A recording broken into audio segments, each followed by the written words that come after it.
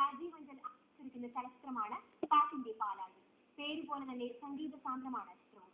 All ഇന്ത്യയാണ് ചിത്രത്തിലെ ഗാനങ്ങൾ രചിച്ചിരിക്കുന്നത്. സംഗീത സംവിധാനം ബാലഭാസ്കറും സുരേഷ് മണിമലയും നിർവഹിച്ചിരിക്കുന്നു. മീര ജയനുമാണ് പ്രധാന കഥാപാത്രങ്ങളെ അവതരിപ്പിക്കുന്നത്. ചിത്രത്തെക്കുറിച്ച് അണിയറ പ്രവർത്തകർ സംസാരിച്ചു.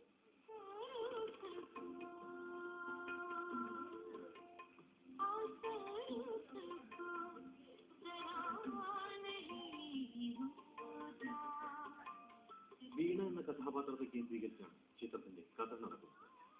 പാട്ടുകാരിയാണ് വീണ.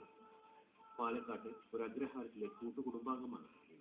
പാട്ടിനോടുള്ള ആവേശം ഈ പെൺകുട്ടിയിൽ ഒരു നല്ല പാട്ടുകാരിയാകണമെന്നാണ് മോഹമെത്തി.